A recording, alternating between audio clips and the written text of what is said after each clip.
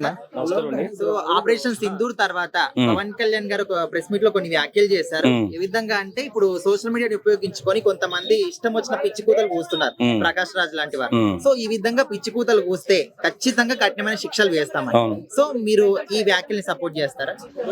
పనికి మాలిన pan India artist Prakash రాజు చాలా రోజుల నుంచి మన దేశం మీద, మన భారత ప్రభుత్వం మీద, అలాగే పవన్ కళ్యాణ్ గారి మీద చాలా సెటైర్లు వేస్తూ పోస్టులు పెడుతున్నాడు. ఈ పనికిమాలిన ఆర్టిస్టు ఫస్ట్ వీడికి బుద్ధి రావాలి. పవన్ కళ్యాణ్ గారు చెప్పినట్టు వీడిని తొక్కి నార తీసేయాలి. ఎందుకంటే మనకి జాలి, దయా, కరుణ ఎక్కువైపోయింది. 75 సంవత్సరాల నుంచి భారతదేశంలో ఇంతమందిని చంపేస్తే ఉగ్రవాదులు కనీసం ఇంకా ఎన్నాళ్ళని భరిస్తామండి? ఇంత బాధపెట్టి మొన్న 26 మందిని చంపేస్తే ఊసకోత కోసేస్తే కనీసం మనసు లేదా ఈ వెధవలకి, మాట్లాడే వెధవలకి? ఈ ప్రకాష్ రాజ్ లాంటి దరిద్రుడికి మనసే లేదా?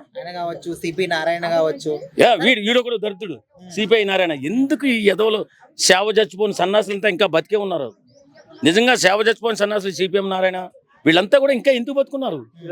దేశానికి భారం. నిజంగా విధవలు సావాలి. ఇలాంటి దరిద్రులు చస్తేనే దేశానికి మంచిగా జరుగుతుంది.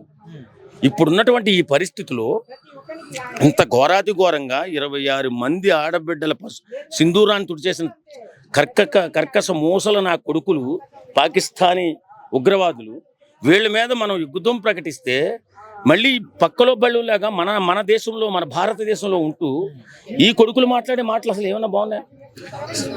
ఈ మధ్య పవన్ కళ్యాణ్ గారి మీద ఈ సన్నాసి ఎవడు, ఈ ప్రకాష్ రాజ్ అనే పాన్ ఇండియా ఆర్టిస్ట్ సన్నాసి ఎక్కువగా మాట్లాడుతున్నాడు.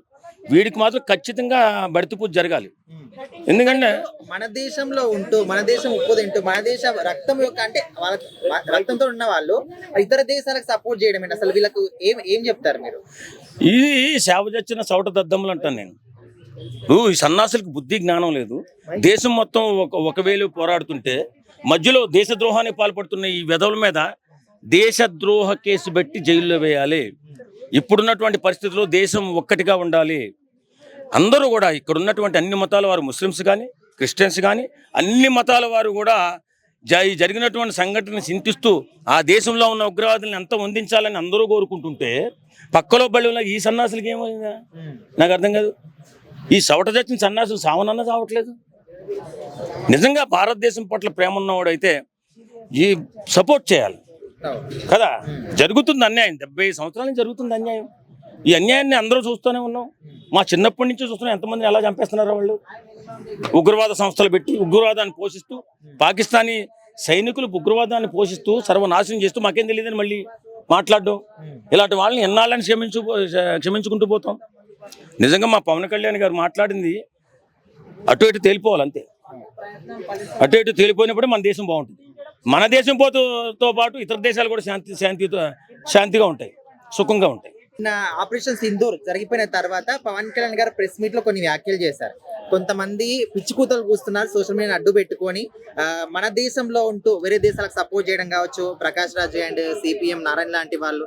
సో ఇలాంటి వాళ్ళకు ఖచ్చితంగా కఠిన శిక్షలు వేయాలి అని మాట్లాడారు. సో మీరు ఏం చెప్తారు ఈ వ్యాఖ్యలు? పవన్ కళ్యాణ్ గారు చెప్పింది 100% మంచిదండి.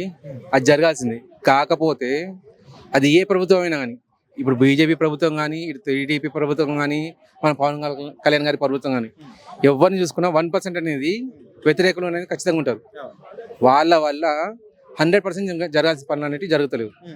పవన్ కళ్యాణ్ గారు కనుక ఆయనే సీఎంగా ఉండేసి ఈ మాట అనగలిగితే 10 రోజులలో వాళ్ళు అరెస్ట్ అయ్యేవాళ్ళు. ఆయన సీఎం కాలేదు కాబట్టి కేవలం అని ఊరుకున్నారు. కానీ ఆ రోజు తొందరలోనే ఉంది. అన్న ఇప్పుడు చాలా మంది కూడా మన దేశంలో ఉంటూ వేరే దేశాలకు అనువుగా మాట్లాడుతున్నారు. సో వీళ్ళందరినీ కూడా దేశద్రోహులు అనుకోవచ్చా? ఇలాంటి వాళ్ళని అటాకులు జరుగుతున్నాయి అనుకోవచ్చా? ఖచ్చితంగా అండి. ఇప్పుడు తిన్నింటి వాసాలు లెక్క పెట్టి కుక్కలు అనేవి చాలా ఉంటాయి. వాళ్ళకి కావాల్సిన సంపాదన, వాళ్ళ ఎదుగుదల, దేశ అభివృద్ధి కానీ, దేశ ప్రజలు కానీ వాళ్ళకి అవసరం లేదు. వాళ్ళు చేసే పనులే ఇవన్నట్టు. 2 ఏళ్ల క్రితము ఒక కాంగ్రెస్ నాయకుడు అన్నాడు, నువ్వు దరిద్రుడు అండి, నువ్వు వేరే దేశాన్ని ప్రేమించలేవు, నేను ప్రేమిస్తా. తను ఒక పేరు చెప్పాడు, ఆ దేశం పేరు. ఆ దేశానికి మనకు ఎప్పుడు పడదు అంటే, మనకు పడదు అంటే కాదు, ఆ దేశం ఎవరికి పడదు అన్నట్టు. ఆ దేశం వల్ల ప్రతి దేశం కూడా బాధపడుతుంది, ముఖ్యంగా మనం బాధపడుతున్నాం. అటువంటి దాన్ని మన వాడు టార్గెట్ చేసి నేను దాన్ని ప్రేమిస్తానని చెప్పేసి అంటే అది అతను తెలివి తక్కువతనం. అటువంటి వాడిని దేశద్రోహి కింద పెట్టేసి జైల్లో ఎప్పుడు అరెస్ట్ చేయించాలి. కానీ మన దౌర్భాగ్యం ఏంటంటే 100 మంది దోషులు తప్పించుకున్నా అని ఒక్క నిర్దోషికి శిక్ష పడకూడదు అని చెప్పేసి ఆ ఒక్క మాటతోటి అటువంటి దోషులు తిరుగుతున్నారు ఇంకా బయట. ఇప్పుడు నిన్న జరిగిన ఆపరేషన్ సింధూర్ తర్వాత సో మళ్ళీ మన దేశం మీద అటాక్ చేసేంత ధైర్యం వాళ్ళు చేస్తారనుకోవచ్చా? ఇప్పుడు ఫస్ట్ ఆఫ్ ఆల్ ఆ అటాక్ అనేది కూడా చేసేంత ధైర్యం పాకిస్తాన్ లేదండి. కాకపోతే పాకిస్తాన్ అనేది ఆకలితో కొట్టుమిటాడుతుంది, అలమటిస్తుంది. దానికి ఫండ్స్ కావాలి. ఈ ఫండ్స్ అనేది ఎక్కడి నుంచి రావాలి? ముస్లిం దేశాల నుంచి రావాలి. ముస్లిం దేశం నుంచి రావాలంటే ఏం చేయాలి? ముస్లిం ఉగ్రవాదులను పెంపొందించాలి. ముస్లిం ఉగ్రవాదులను పెంపొందించాలంటే వాళ్ళు మామూలుగా మాట వినే రకం కాదు. వాళ్ళు లోనికి నీ ఇంటికి వచ్చేంత వరకే అయ్యా అని చెప్పి మాట్లాడతారు. ఒక్కసారి ఇంటికి వచ్చి సగం ఇల్లు నాది అని చెప్పి వాళ్ళకి తెలిసిందా నువ్వెవరా అని చెప్పేసి అనే రకం అన్నట్టు వాళ్ళు. అది పాకిస్తాన్ క్లియర్ అర్థమైపోయింది. ఇప్పుడు పాకిస్తాన్ కూడా డైరెక్ట్ మీరు పోయి అటాక్ చేయని చెప్పేసి అనలేదు వాళ్ళని. కానీ వాళ్ళు చేసిన అటాక్లను పాకిస్తాన్ కూడా ఆపలేకపోతుంది. అది వాళ్ళకు కూడా అర్థమైపోయింది. కాకపోతే వీళ్ళ ఇక్కడ గమనం ఉంటుంది దేనికంటే ఫండ్స్ అనేవి ఈ రకంగానే వస్తున్నాయి. మనకు ఎట్లాగో అప్పులు పుట్టట్లేదు. ఈ రకంగా వచ్చినా దేశం బాగుపడుతుంది అని చెప్పేసి వేరే దేశం నాశనం అయితే నాకేంటని చెప్పేసి ఆ ఒక్క కారణం వల్ల ఈ ఉగ్రవాద దాడి అనేది జరిగింది. ఇప్పుడు మనం చేసిన ఆపరేషన్ సింధూర్ వల్ల ప్రపంచ దేశాలకు అన్నిటికీ అర్థమైపోయింది ఒక ఉగ్రవాద దేశం మీద మరో దేశం తన ప్రజలను కాపాడుకోవడం కోసం అని చెప్పేసి దాడులు చేస్తుందని చెప్పేసి ఇది సబబే అని చెప్పేసి ఈవెన్ చైనా కూడా ఈ విషయం అర్థమైంది, అమెరికాకు కూడా అర్థమైంది. కాకపోతే అమెరికా ఈ ట్రంప్ అనేవాడు 2 నాలుగల పాము లాంటి వాడు అన్నట్టు. ప్రపంచం మొత్తం ఒక మాట మాట్లాడితే తను వేరే మాట మాట్లాడతాడు. తను మాట్లాడిన మాట అనేది ప్రపంచం ఒప్పుకోదని చెప్పేసి తనకు తెలుసు. అయినా కానీ తన మాట నెగ్గించుకోవాలని చెప్పేసి అనుకుంటాడు. ఆ రకంగా ఈవెన్ చైనా ఏమంటాడంటే భారత్ ఏ రకంగా ఇబ్బందులు పెడతామని చెప్పి చూస్తుంది.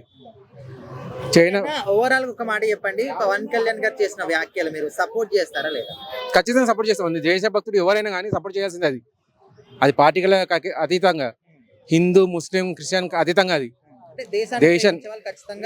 దేశభక్తులను ఖచ్చితంగా ఆదరించాల్సిందే. దేశద్రోహులను ఖచ్చితంగా శిక్షించాల్సిందే. ఈ ఆపరేషన్ సింధూర్ అనే విషయం మీద ఎవడన్నా ఇది తప్పని మాట్లాడితే వరకు కరెక్ట్ కాదు. ఎందుకంటే నష్టపోయిన కుటుంబాలకు తెలుస్తుంది ఆ బాధ. చనిపోయింది వీళ్ళ ఇంట్లో వాళ్ళు కాదు. దీని గురించి మాట్లాడడం అయితే తప్పు. మోడీ గారి నిర్ణయం తీసుకోవడం మంచిదే. ఇప్పుడు వాళ్ళు చేశారు కదా అని మనం కామ్గా ఉన్నామంటే వాడు ఇంకో రోజు అటాక్ చేయడానికి కూడా ఇది అవుతుంది. మన వాళ్ళు అటాక్ చేయడం వాళ్ళకి కొంచెం భయం అనేది స్టార్ట్ అయింది. దానివల్ల అయితే ఎటువంటి తప్పు లేదు. ఇప్పటికి కూడా కొంతమంది మన దేశంలో ఉన్న వాళ్ళు ఇట్లా అటాక్ చేయడం అనేది కరెక్ట్ కాదు, శాంతియుతంగా చూసుకోవాలనే విధంగా మాట్లాడుతున్నారు. సో ఇట్లా మాట్లాడడం కరెక్టే అంటారు? వాళ్ళ ఇంట్లో వాళ్ళని ఎవరన్నా వేసి శాంతియుతంగా వాళ్ళని చూసుకోమను. శాంతియుతం అనేది పిచ్చి రోజు. శాంతియుతం రోజులు లేవు. ఒక చెంప మీద కొడితే ఇంకో చెంప చూపించే రోజులు లేవు. నువ్వు దారినిళ్ళ పిల్లల్ని ఏరా అన్నావంటే చెప్పరా నా కొడక అనే స్టేజ్లో ఉన్నారు. ఎవడు శాంతియుతం ఎవడికి లేదు.